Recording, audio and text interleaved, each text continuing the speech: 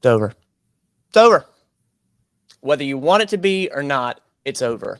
Whether you got used to it or not, it's over.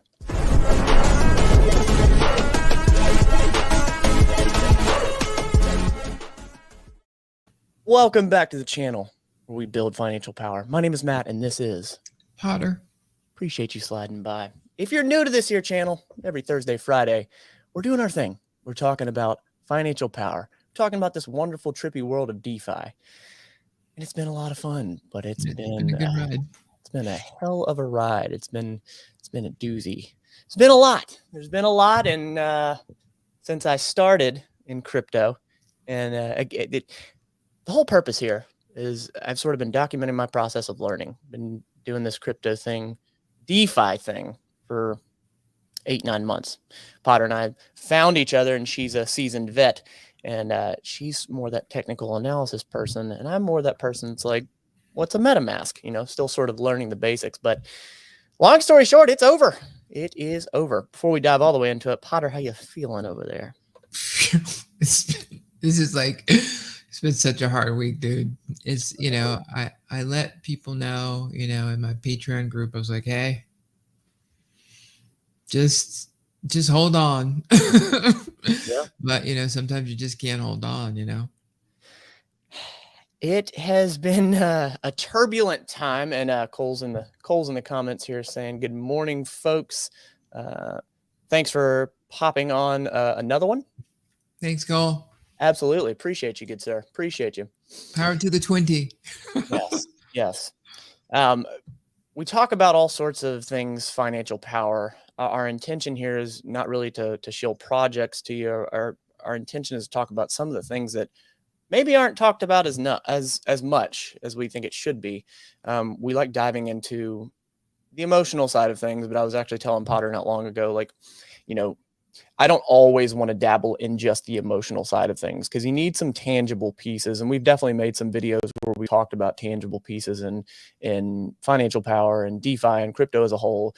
You know, we were doing a series every Thursday where we talked just real beginner basics, terminology and stuff like that.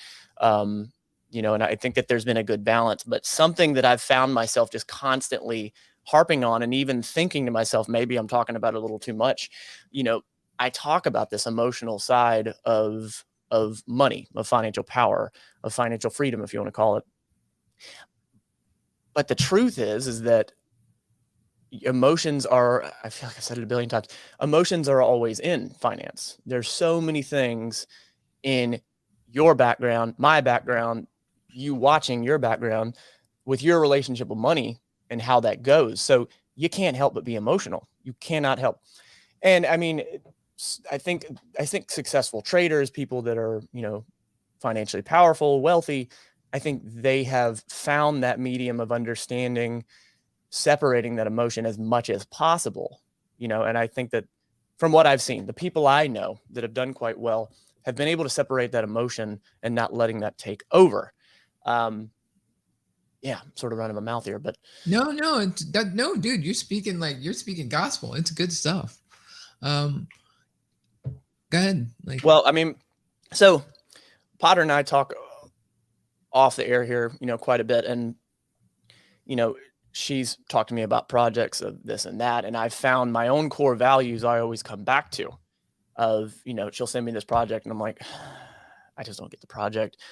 It's another, you know, I look at, and I know Potter has said she looks at these as startups, DeFi startups, because it's the wild, wild west right now. And it's difficult at times to separate that emotion and stick to your guns and whatnot, especially in such a bear market and when everything's tough and everybody's screaming the sky is falling. It's super easy to fall into that. And I remember back in January, one project that Potter and I both agree on quite a bit is the project Drip. And I remember when Drip was exploding, I remember this just absolute craze feeling in the community, you know, in the Telegram and on YouTube and all that. And there was just such hype, such holy crap up here, you know. And it's interesting to see that shift. It be holy crap high and holy crap low. You know, it seems like it's just all over the place. And the sentiment here lately has been changing around DeFi and a few different projects because of some of the news that's coming out. So long story short, I guess the big question is, do you think it's over, Potter? You think it's over? Well, if you talked to me at the beginning of this week, I was like, yep. Because, it's when I say it's over, this is an economy for me. So I live off of it. I don't have a full-time job. I live off crypto.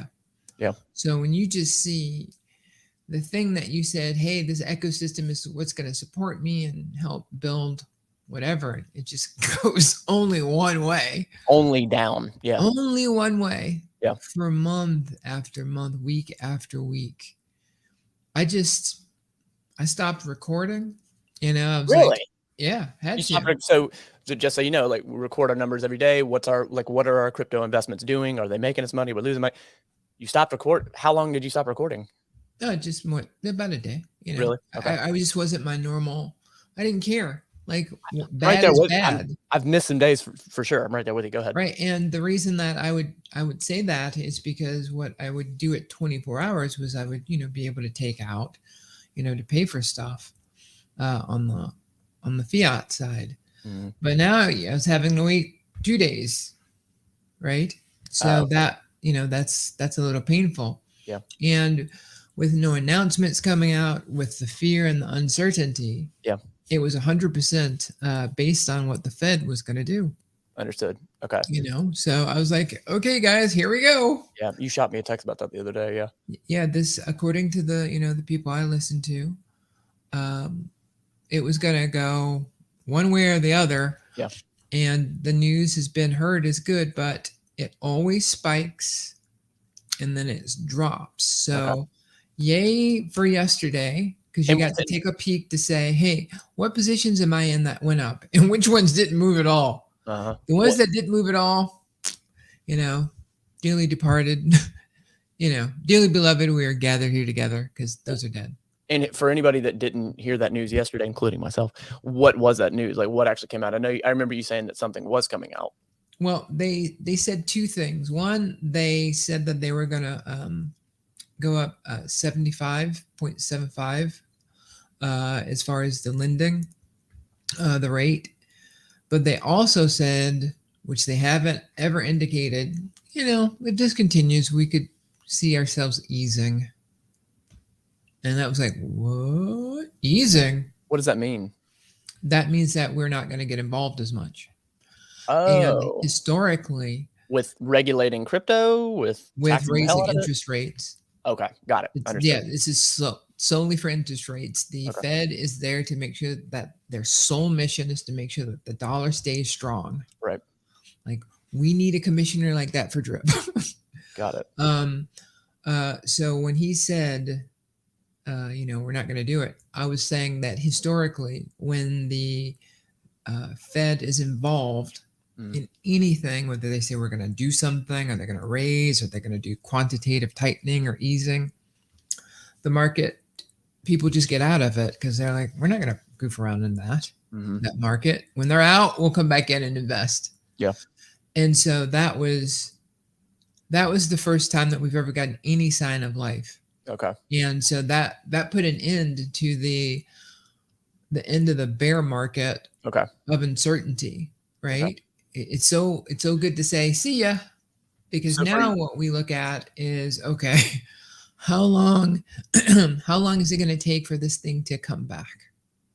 Right. Okay. And if you look at what happened yesterday with the spikes, you can see that everything crypto was involved in the comeback. The last time that this happened, there was no crypto. There was this, remember, it was the whole 08. I think so. Yeah. The whole housing crash. Housing, absolutely. 08. Yeah. Right. And so the banks ran out of money, but now there's this other risk asset called crypto. Yeah. And that's a new player. Yeah. It's right. People can't just say, okay, we go to bonds, we go to real estate, we go to stocks. Now they have crypto. There's more options. Right. And what we also saw, Matt, we lived through watching $2 trillion leave our our space. Yeah. 2 trillion. Right? Yeah. Or I know it was over 1 trillion. Yeah. And that's just crazy. I know it was at 2 trillion. So it was at 2 trillion, maybe like 2 point something. Well, and to clarify real quick, it looks like Javi Coin says, "Is this your last show?" So we're talking about the ending of this bear market. What Potter is saying is the ending of the bear market. This is a send off to this bear market. I feel like we've been talking about it for so long. So the answer to that question, no, this is not our last show. Go ahead. Yeah, thanks for the question. Yeah, it's like I wanted to go, it's over exclamation points. Maybe we should put the exclamation points. But yeah, because we've been waiting for this, some level of how far are we going to sink? Because I can tell you, I told a friend of mine, for me, this week, the water was right at my nose line. Mm-hmm. Right? Like occasionally I would sniff in water, you know? Yeah. And it just meant, hey, I wasn't drowning. I was going to have to hold my breath occasionally, maybe. But, it's a different world when you have to live off of this. For sure. Because your planning is different. So it's just good to see. Yeah. Yeah. So Cole said, been in the investing world for 25 years, and I'm yet to find a way to keep my emotions out of my decisions.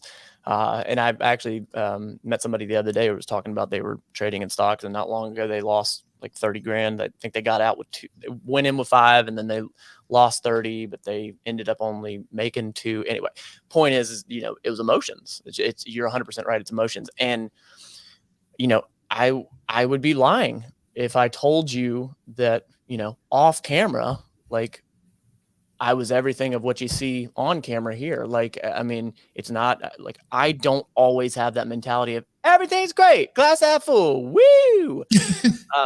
Not from the emotion standpoint. I know when I can step back and look at the logic, and I know that I've even had Potter concerned at some times of like, is Matt about to dip out of this? Is he going to quit the show? Like, I mean, so you out there that if you're feeling emotional, it's natural. And we've said it a billion times, don't make those decisions based on that. But, so Potter, I appreciate you bringing that to the table of that data, because what we're talking about right now is the emotions and whatnot. But what you just said is talking about the Fed and whatnot. And that obviously impacts the financial the financial real estate, the financial oversight, everything in finance. You're 100% right. I was looking at Coinbase yesterday, and I was just looking at the platform. I hadn't been in it in a while, and I was looking at it, and I was just, it was Elon Musk sold a crap load of Bitcoin not long ago, and I was just looking at the overall landscape of crypto, and I think you have 2 camps mainly. You have people that are like, screw crypto. That's a bunch of crap. It's a fad. It's going out. It's a bubble. It's the next .com boom. And it's going away. And then you have other people that are diehard fans. Holy crap. And then you have, I think, maybe there's 3 camps. You have some people that are in the middle. Yeah, 3. But I think that no matter what, wherever you are, I think it's just so difficult to say that there isn't some sort of like, it's here. I don't know. So I guess what I'm saying is the people that think it's not going away, I just think they're wrong. It's just, it's, you mean the people who think it is going away? I remember. Wait, you said the people who weren't going away. So the people that feel that it's going away, they're like, it's going away. I don't believe they are correct. I guess I'm on this camp over here, but I'm also, I think I'm not like the holy crap. I don't have that level of like, I absolutely love crypto to my core. I think that's where you're at, but it's just, how can it have been here this long and there be so many different projects and people still feel that it's going to just completely go away? Like, it's just so into mainstream, it's just so into mainstream now. Do you know in the 80s, like towards it was the mid 80s. I lived in Tallahassee, Florida, and I was going down Pensacola towards Tallahassee. No, there was a street called Pensacola. And and I heard something that I just couldn't understand. They said, well, it looks like country music is going to die. I'm like, What? Yeah, and they were like, because the sales weren't coming in, nobody was listening to it. Oh, wow. And boy, that lit the fire into country music. Wow. Right? Huh. So, football, baseball, sports, people had full-time jobs and they were doing Yeah. football. Yeah.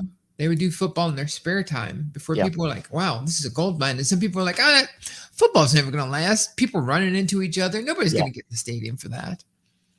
It just takes time for things to evolve. Yeah. And what's cool about crypto, though, one of the things Facebook can always say is Farmville helped keep Very it true. Very relevant. True. Very right? true. Yep. Games brought them in, and you're starting to see those games pop up. Mm-hmm. And we'll talk about it tomorrow a little bit more for our Echo system. But yeah, I think you're right. Some people are like, what? I'm so into football. Football is everything. I hate football. I'll never watch sports. And then there's people who watch it and I don't watch it. Yeah, absolutely. Well, and it's funny you mentioned that because of like the different camps and whatnot. So one thing I've never really been into is collectibles. I've never really been into art and whatnot. So, I mean, especially what I've found, I have some friends that are really deep in the nerd culture. And Potter, I think you're right there with them. You're in that nerd culture. Like you understand the idea of collectibles and stuff like that, and you get it. You get it. I don't get it because I'm not enthralled in that world, but I have some friends that they have paid top dollar for certain things. And I'm talking about crypto still here. I'm talking about how this bear market is leaving and gone and how there's value here. But I have friends in the nerd world that they love collecting things and Funko Pops and Pokemon cards and all that stuff. And I've never understood it. And I heard something yesterday. I was watching, it was actually one of the, I forget who it was. Regardless, it was a crypto show, and they were talking about NFTs. And this has never occurred to me until yesterday. And I'm just like a lot of people. I'm like, I don't get it. It's a digital piece of crap that looks terrible. It's 1 pixel. They all look like garbage. Not all of them, but you get what I'm saying. Majority of them. And then they started touching on, think about a Michael Jordan rookie card and how much that would sell for. I understand that. I understand the value in that and what people see. I'm not into it. I don't care, just like the Funko Pops, but I understand that perceived value. Mm-hmm. It's just like expensive fine art. The Mona Lisa is, it's valued at hundreds of thousands of dollars or whatever. But the point is, like, people spend millions on collectible pieces of art that to some people, it's like, I wouldn't pay $6 for that. Right. So it's that perceived value. So yesterday, I heard someone talking about it, and they were like, NFTs. They might have no utility, which I've always told you in my head, like, if it doesn't have utility, there's no point in it. There's no use. There's no whatever. And then I heard them talking about taking that NFT and then putting a large influencer on it, or a celebrity, or a sports figure. Logan Paul, like he's recently delved into NFTs and made a crap load of money. But it switched my thought process of, here's a digital asset that does absolutely nothing, has no utility. And it switched my thought process to understanding, oh, this has that celebrity or that big name tied to it. So now it's almost viewed as, it's like the modern age sports card. It's like it's like the deck of cards. And that blew my mind away, because I understood it's similar to fine art. People will pay hundreds of thousands of dollars for art. It's the same thing with these NFTs. And that switched my thought process of, it's got to have utility or it's useless. And I was like, holy crap, wow, that there is a long tail to this thing. And then when you inject more utility, get it into the mainstream, holy crap. So I hadn't even mentioned that to you. No, it's okay. You kind of bring up the need to bring up, we need to do maybe next Thursday an NFT show, because that'd be great. You like just like started breaking the ice on that. It goes into, music royalties, down to museums, down to home security, to dApps. NFTs are literally everything. Yeah, super interesting. And when I see that, again, ultimately what I'm telling you, you watching and you Potter, that this bear market that is going away, to me, that installs a little bit more faith that there's something to this. I told Potter not long ago, I was like, I'm still learning this. I'm still trying to figure out, is this a bunch of crap or not? Yeah. So that's been a good piece for my Which, it makes me go, I know. I've always told Potter, though, I will always be 100% honest, because if I'm always telling the truth, when I tell you good stuff, you're like, I know he's telling the truth. Right. And that's part of the reason, guys, that we're happy with the Proud 20 you watch, because that's the thing that we're trying to build with you guys. Don't trust us at all. Just watch our actions. This is an integrity-based thing. Yeah, we're human, so allegedly, but so we might give opinions that we could be schooled on, but ultimately we're taking this ride together, and we can explain real cool stuff, because there's all kinds of magic to what you're about to see in that NFT discussion. Yeah. And we'll take the lid off that, and that'll make you go, what? Even you, Matt, you're gonna be I really want to see that, and because that's something that you and I really haven't touched on much. You told me a little bit about some NFTs that you have and all that, but it's not something I fully understand. It's something I've sort of been spacing out about. But you weren't spacing out. This is what you were doing. Where's the utility? That's true. This conversation is over. It's so true. It is so true. And I hope so much that I find so many things that I'm like, I was dead wrong on that. I hope I'm wrong. I don't think you're not making a decision to be wrong. Yeah. You're holding judgment. You can't be wrong about holding judgment. Mm-hmm. Yep. I like to say I'm optimistically skeptical. Optimistic. Come up with a T-shirt name. Yeah, I like that. If you're feeling squirrely and you want to slide back by for some level-headed thinking about DeFi, about financial power, about all this, let us know.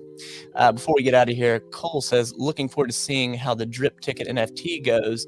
You guys planning to stake any? What an interesting bring up of that, Cole. And I got to tell you what, I'm going to leave you wanting more. I'm not going to answer the question, but I promise we will talk about it at some point, maybe even tomorrow, because we talk about drip on Fridays. If you're feeling squirrely, if you got no idea what we're talking about, then slide by. 10 Eastern will be here. Potter, you got anything in closing? Nope. All right, well, builders, it's over, and keep building. Game on.